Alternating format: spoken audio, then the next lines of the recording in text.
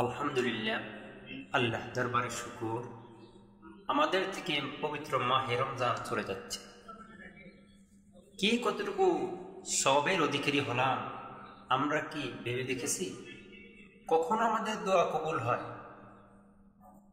ইফতারের পূর্বাক্ষণই হলো দোয়া কবুলের সময়। আমরা রোজাদারদের দাওয়াত দিয়ে তাদের জন্য ইফতারের ব্যবস্থা করব, কারণ নবী করিম সাল্লাল্লাহু আলাইহি ওয়াসাল্লাম ইরশাদ করেছেন, মান ফাত্তারা ফীহি সায়মান কানা লাহু মাগফিরাতুন লিযুনুবিহি ওয়া ইতকু রাকাবাতিহি মিনান নার। আল্লাহ নবী বলেন, যদি কোনো ব্যক্তিকে তথা রোজাদারকে যদি ইফতারের ব্যবস্থা করে, ইফতারের ব্যবস্থা করার কারণে আল্লাহ পাক ওই ব্যক্তির জীবনের গুনাহ খাতা মাফ করে দেবেন এবং তাকে আল্লাহ পাক জাহান্নাম থেকে মুক্ত করে দেবেন এবং ওই যাকে ইফতার করলে তার সমপরিমাণ সব যে ব্যক্তি ইফতার করাইল তার আমল আল্লাহ পাক রেখে দেবেন। সুবহানাল্লাহ। হাজার সওয়াব, এই যে সবটা অধিকারী হবে কি পরিমাণ খাওয়ালে? আল্লাহর নবী বলেন, যদি কোনো ব্যক্তি কোনো রোজাদারকে এক পেয়ালা দুধ অথবা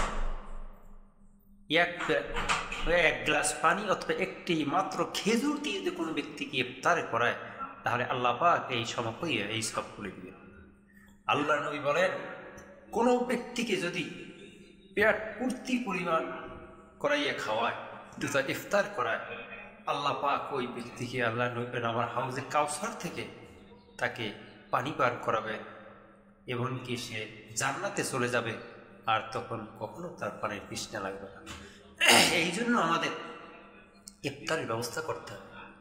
আমাদের সমাজ থেকে এখন ইফতারি মাহফিলের ব্যবস্থা উঠে গেছে।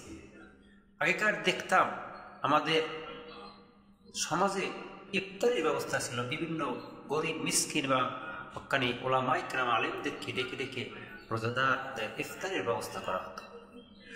সকলেই আমরা ইফতার করতাম, কিন্তু আজ পরিহাসের বিষয়, পরিতাপের বিষয়, আমাদের এখন ইফতারের কোনো মাহফিল ব্যবস্থা নাই। যদি ইফতার আমরা করাই, আমাদের গরিব মিসকিনদের ডেকে আমরা আল্লাহর দরবারে দোয়া করি, আল্লাহ কবুল করে। কারণ 3 সময় যে দোয়া কবুল হয়, এক সময় হলো তার ভিতরে সূর্যাস্তের পূর্বে তথা ইফতারের পূর্বাক্ষণে। এই ইফতারের পূর্বাক্ষণে আমাদের প্রাণ ভরে আল্লাহর দরবারে দোয়া করতে হবে।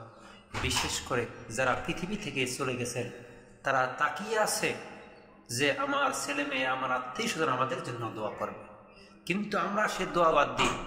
আমরা বিভিন্ন পৃথিবীর তার বাহানায় মুজে আছি, কিন্তু এই ইফতারি ব্যবস্থা করা আমাদের অতি জরুরি। কারণ অনেক ভাই দেখা যায় বিদেশ চলে গেছি, আসলে মাতা পিতাকে দেখে পৃথিবী দেশ থেকে গিয়েছি, কিন্তু আর মাতা পিতাকে এসে পাইনি। এসে দেখি মায়ের বিছানা খালি, এসে দেখি বাবার বিছানা খালি, কবরটা পড়ে আছে, কিন্তু বাবাও কথা বলে না, মাও কথা বলে না। এই মা বাবার জন্য আমরা কিভাবে দোয়া করব? আল্লাহর নবী বলেন, তোমরা ইফতারির ব্যবস্থা করো। তোমরা ইফতারি ব্যবস্থা যদি করো, আল্লাহ পাক ইফতারি দোয়া যদি করো তাদের জন্য, তাহলে তারা কবরে বসে পাবে। কারণ আল্লাহ নবী বলেন, রিদার রব্বি রিদার ওয়ালিদাইন, সাখাতার রব্বি সাখাতা ওয়ালিদাইন, তথা রিদার রব্বি ফি রিদার ওয়ালিদাইন ওয়া সাখাতু রব্বি ফি সাখাতিল ওয়ালিদাইন। মাতা পিতা যদি খুশি থাকে আল্লাহ খুশি, আর মাতা পিতা যদি বেজার থাকে তাহলে আল্লাহ পাকও বেজার হয়ে যায়। এই জন্য আমাদের মাতা পিতার জন্য, আত্মীয় স্বজনের জন্য দোয়া করতে হবে। আর এমন এমন দেখা যায় কোনো ব্যক্তিকে যে তারা মাতা পিতাকে জীবিত থাকতে খুশি করতে পারে না, বিভিন্নভাবে তারা মাতা পিতার প্রতি অখুশি হয়ে গেছেন, কষ্টে তারা জর্জরিত হয়ে পৃথিবী থেকে মনে কষ্ট নিয়ে পৃথিবী থেকে বিদায় নিয়ে গেছে। তাদেরকে খুশি করার জন্য নবী করিম সাল্লাল্লাহু আলাইহি ওয়াসাল্লাম সাথে করেছেন, ইন্নাল আবদা লা ইয়ামুতু ওয়ালিদাহু আও আহাদুহুমা আন্নাহু লাহুমা আকুন ফালা ইয়াজালু ইয়াদউ লাহুমা ওয়া ইয়াস্তাগফিরু লাহুমা হাত্তা ইয়াকতুবুল্লাহু বার। আল্লাহর নবী বলেন,